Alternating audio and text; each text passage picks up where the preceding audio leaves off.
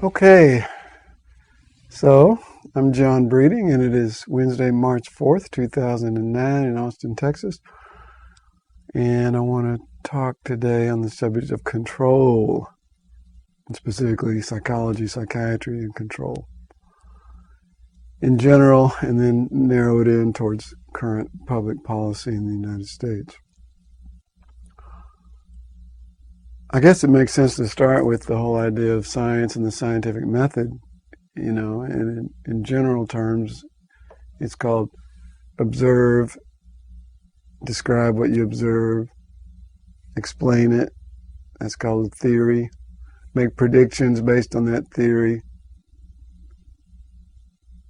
in order to control reality. Observe, describe, explain, predict, control. That's science, and that's presumably neutral in theory. The dark side, however, of science is always power, because it never really gets separated out in terms of power dynamics in a society.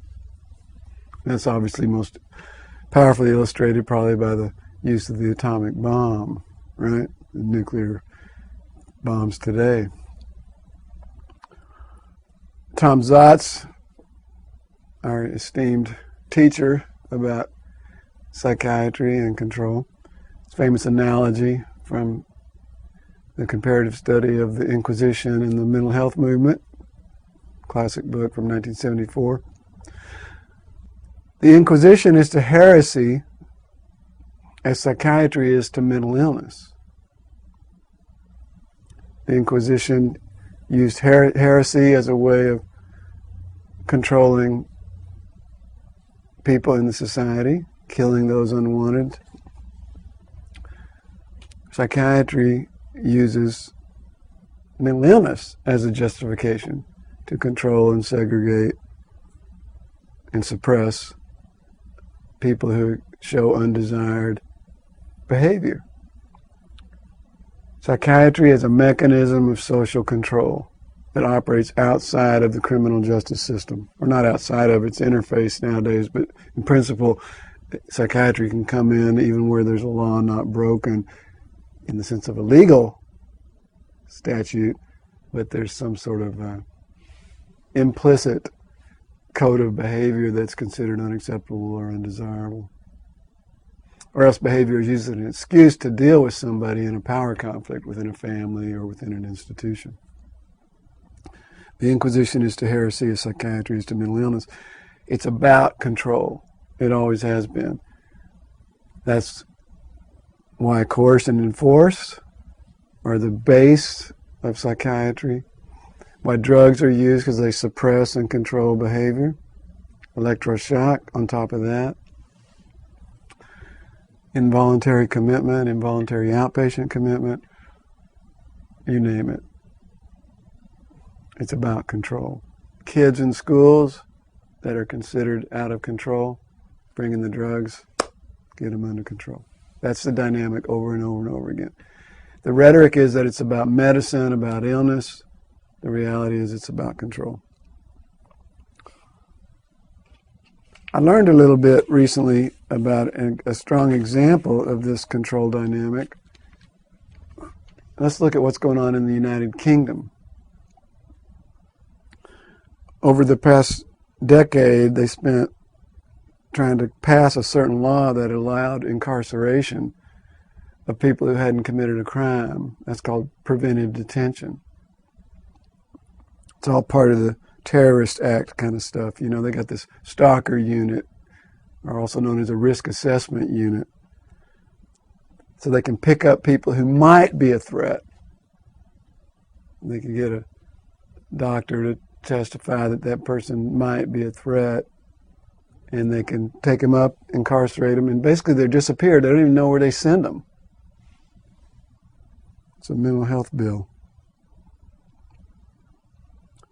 Another law that they have is they can, for people after they've served a prison sentence, they require a psychiatric evaluation upon release from prison. And guess what? Based on that evaluation, they can be moved to dangerous and severe personality disorder unit. They're considered untreatable, but they can keep them in this place indefinitely. Of course, that's the same country that has more closed-circuit TVs than anybody anywhere. I think they have over 4 million. And nowadays they're even voice-activated. They'll even talk to you. Databases on kids' DNA. And there's all kinds of stuff going on, which reflect a police state kind of experience over there. They've got this thing called ASBOs, antisocial behavioral personality disorders, antisocial behavior disorders, ASBOs. The courts could order kids to be placed in that system. That one kind of fell apart because the kids basically rebelled and saw it as a badge of honor and just acted more, and they eventually dissolved that one, but that's the direction. They have a program called Sure Start where they give 1 to 5-year-olds happiness tests.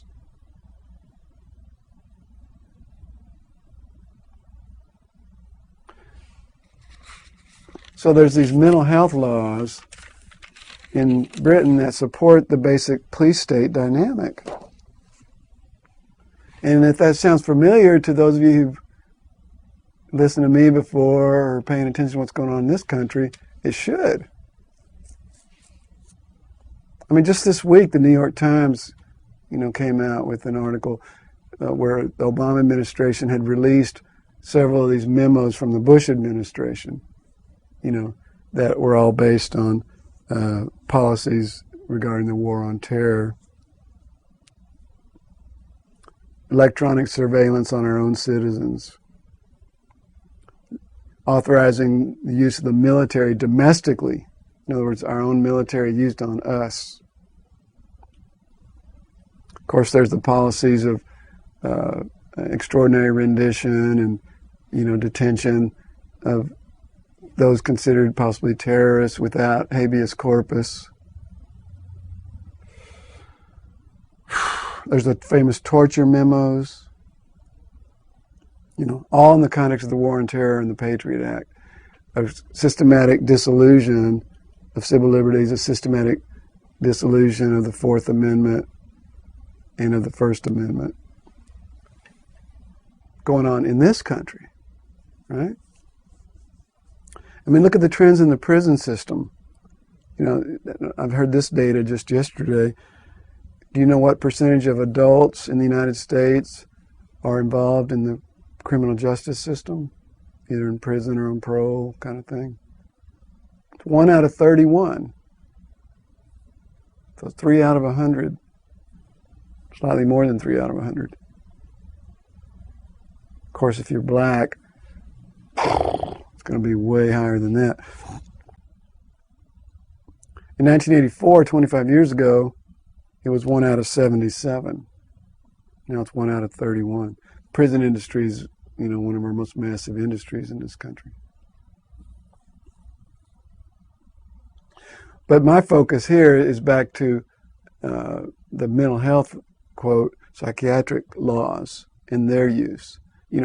And what we've been fighting for several years now is the whole push based on President Bush's New Freedom Commission, which really means No Freedom Commission, which really means New Intrusion Commission or initiative, which is the push for universal mental health screening in the United States, going through the schools and through other sources to screen everybody for mental illness. I've gone over the dangers of that in several videos and in my writings as well. But the idea is you look everywhere under the rhetoric of finding kids who need help.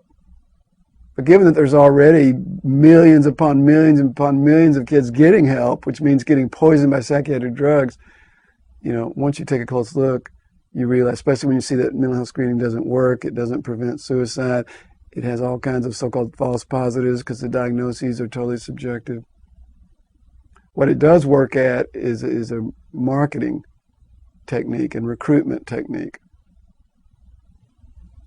Finding more and more kids who are considered depressed or sad or ADHD or whatever, and then the major treatment, of course, since those are assumed to be biologically based mental illnesses, chemical imbalances, is drugs. Mental health screening is a really dangerous dynamic.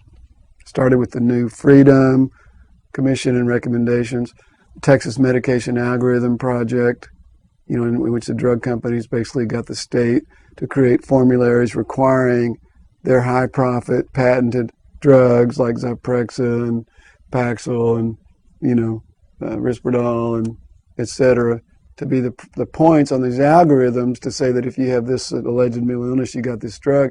And the state was required to order them through Medicaid. The doctors required to follow that formulary. So millions and millions and billions of dollars in profits made from these things. Same people in the New Freedom Commission, the people who developed TMAP, and it's all the same energy that pushes mental health screening. You have to look through the rhetoric. And it's getting really, really heavy. We're challenging some of these things here in Texas.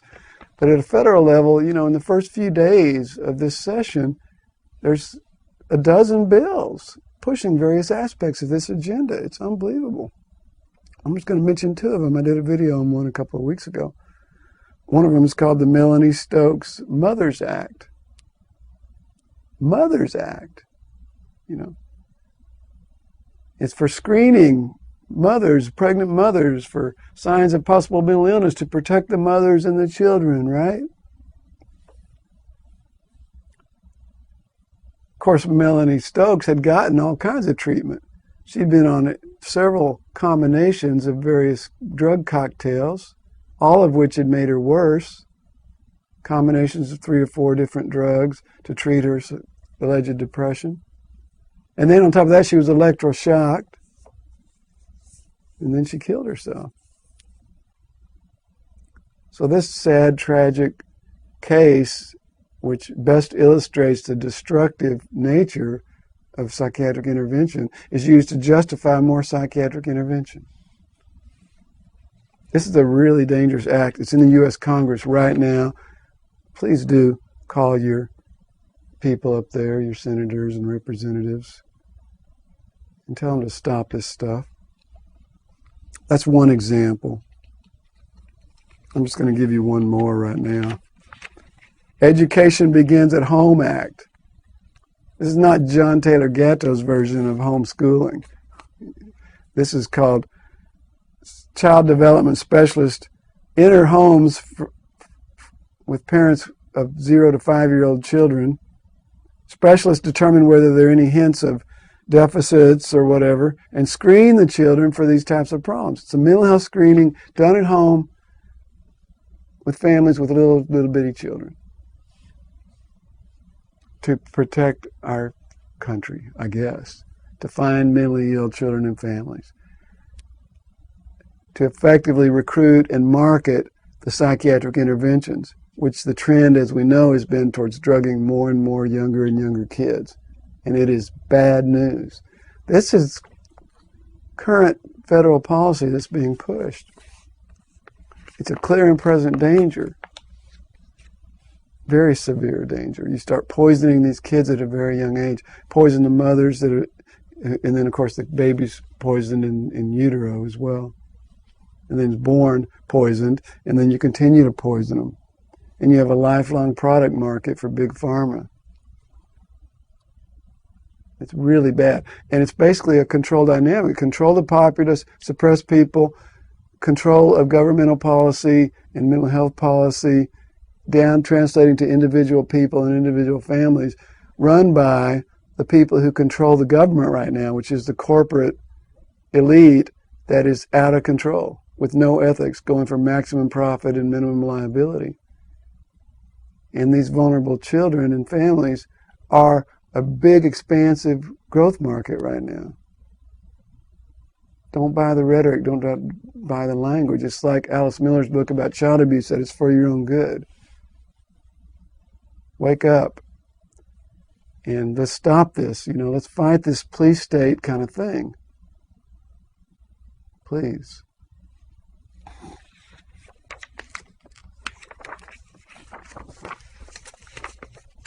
There are over 350 videos on our channel, and I doubt you've seen them all. And the topics range from weight loss, nutrition, sexual health, all the way to psychology and mind control, and anywhere in between. And I think if you check them out, you're going to find some really interesting stuff. you.